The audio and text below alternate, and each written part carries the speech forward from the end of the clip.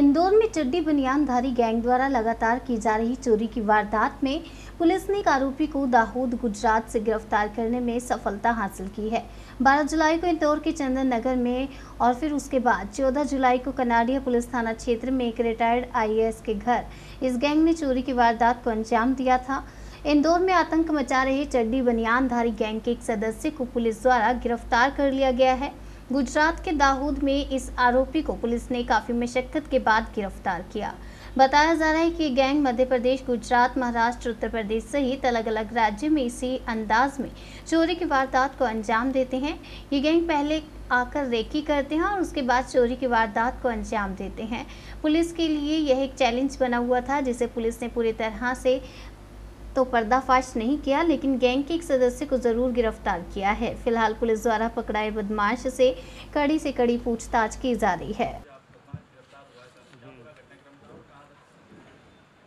बीते दिनों थाना चंदन नगर क्षेत्र में धार रोड स्थित जो प्रेरणा सदन है वहाँ पर एक 8 से 10 अज्ञात बदमाशों द्वारा घर में वहाँ पर घुसकर चोरी करने की कोशिश करी गई थी, जिस पर से काफ़ी गंभीरता से इसको लेकर वरिष्ठ अधिकारियों द्वारा इसमें तफ्तीश करने के निर्देश दिए गए थे।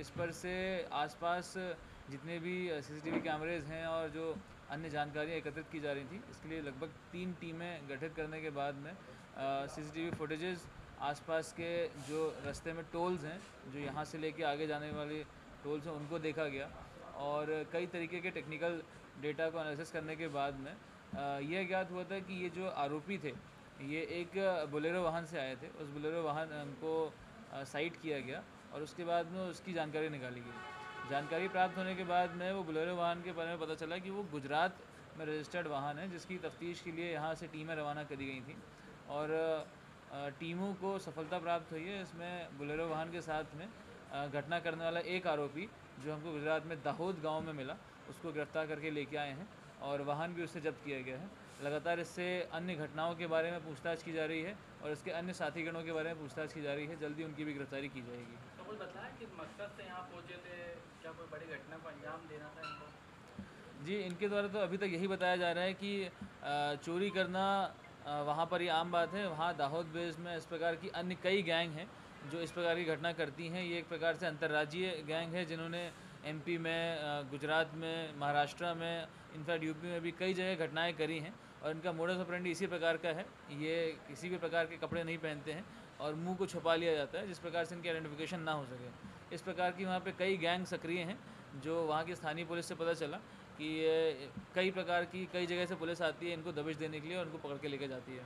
कहाँ से संचालित हो रहा था पूरा एक गिरोह? अभी तक की जानकारी के अनुसार ये दाहोद में खजूरी खिलिया गाँव है, वहाँ के रहने वाले हैं ये और वहाँ के ही ज़्यादातर सदस्य हैं इस गैंग के। तो मोटिव क्या तरीका होता है इनका अन्य राज्यों में जाना? कहीं से आते हैं, कैसे जाते हैं, क्या इनके तरीक़ों में एक चीज़ ये सामने आई है कि ये जहाँ भी घटना कर रहे हैं वहाँ पर एक बार पहले जाके रेकी ज़रूर करते हैं।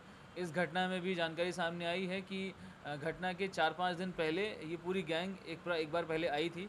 सेम घटना स्थल पर बाकायदा उन्होंने रेकी करी है, जानकारी इकट्ठी करी है, कहाँ से जाना है, कहाँ से भागना है, कहाँ पे अटैक करना है, इसके बारे में उन लोगों ने तहकीकात करी थी। उसके बाद 12 तारीख को आकर यहाँ पर एक घटना को अंजाम दिया है। इसी कारण से इनके आने जाने के रास्ते काफ़ी छुपे हुए थे, जैसे खेत में से घुस के वहाँ पर घुसना और भागने के लिए भी एक रास्ता इनका तय था। गाड़ी अलग खड़ी करी गई मुँह छुपा के, तो पूरा सुनियोजित तरीके से रेकी करने के बाद में इन्होंने घटना को अंजाम दिया है। कौन इसका गिरोह और क्या इनकी हिस्सेदारी होती थी? क्या इनको कुछ मिलता था मुनाफा घटना के बाद? अभी घटना के संबंध में और अन्य घटनाओं के संबंध में लगातार पूछताछ जारी है और इसमें जानकारी एकत्रित करी जा रही है। तो बाकी जब और सदस्य मिलेंगे तो उनसे और प्रकार से पूछताछ करके बाकी चीज़ों का खुलासा किया जाएगा। उम्र का कुछ आया? कितने साल? लगभग 30 साल की उम्र है जो अभी आरोपी गिरफ्तार किया है और इसके अन्य साथियों की उम्र भी 25 से 30 साल के बीच में ही बताई गई है।